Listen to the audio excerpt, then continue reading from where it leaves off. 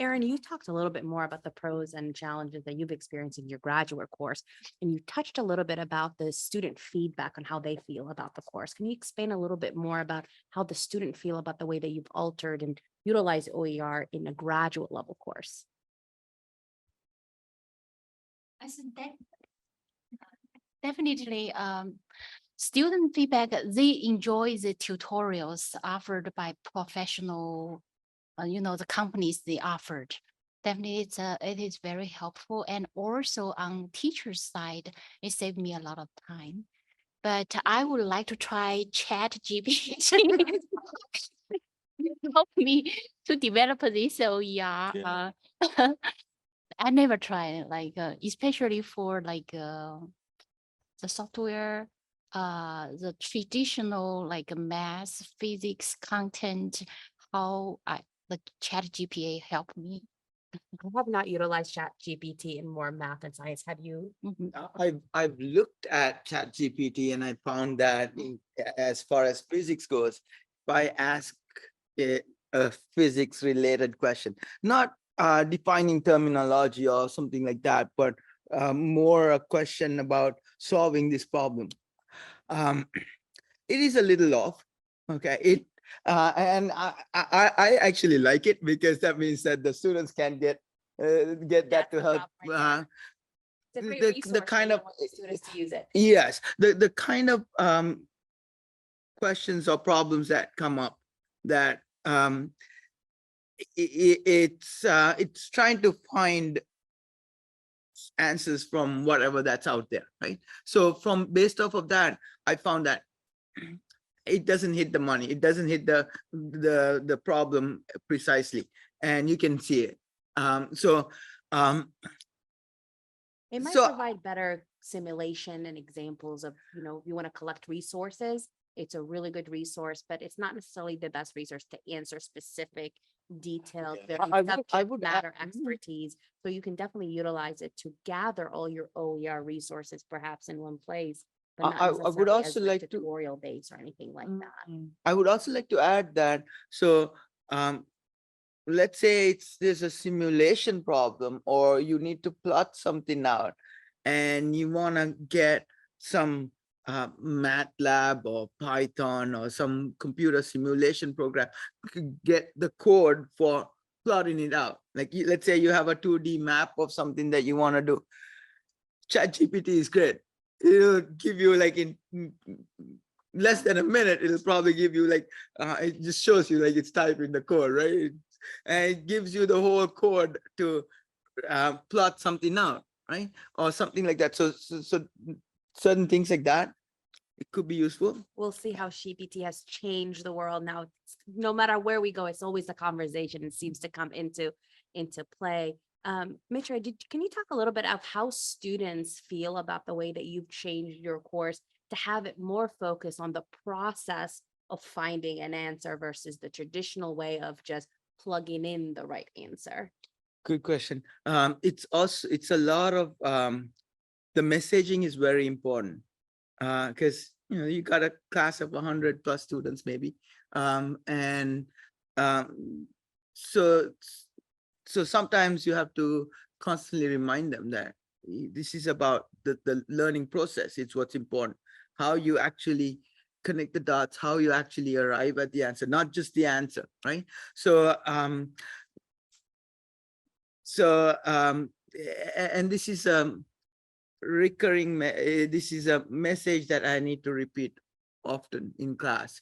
And the students actually 95% of the students pick on it right away. It's just that few percent that you have to constantly remind them to make sure that they're understanding what you're doing.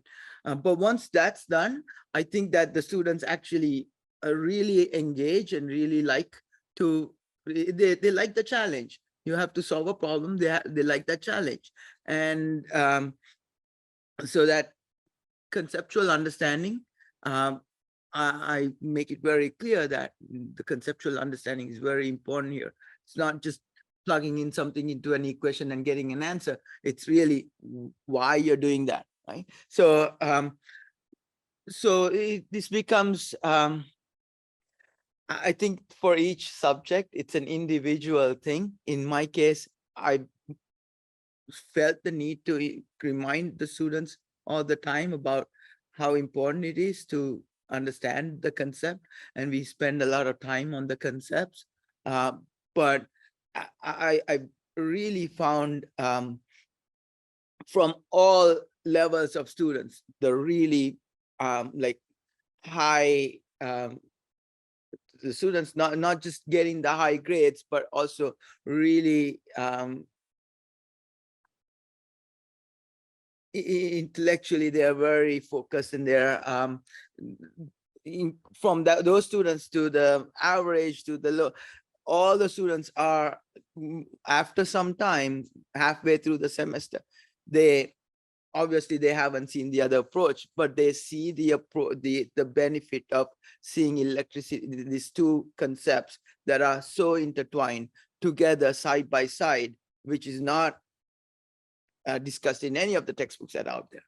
So so that's this kind of been the need for me to kind of the backbone or the skeleton for my class was a series of videos that I started putting together over COVID time, and then it evolved. But now You I'm see that trying to get it improvement in competency for these students. right, and then trying to convert that into a text sort of thing that they can refer to more readily than going into a video. That's wonderful.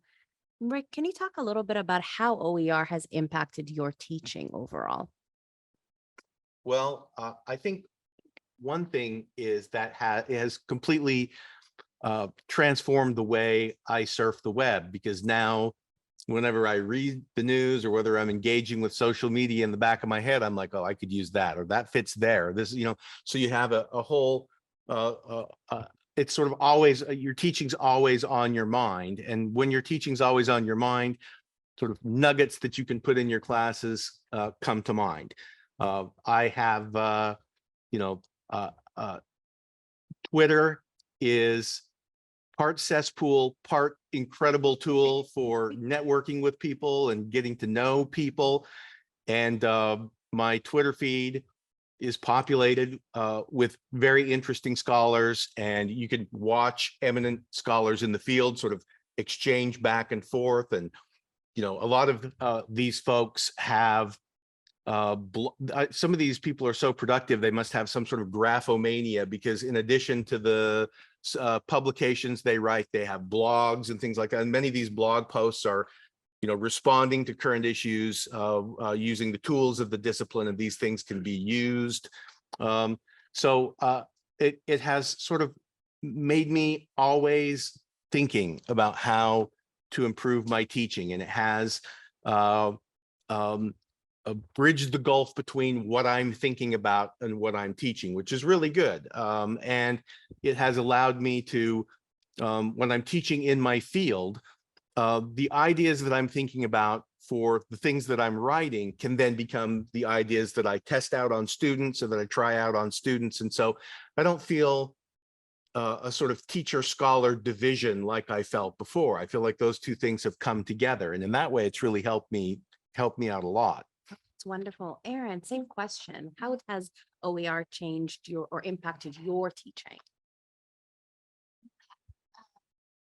It depends on the subjects I teach. I always, talk about the graduate course, right? Because the subject is more about like the current advanced technology in construction management.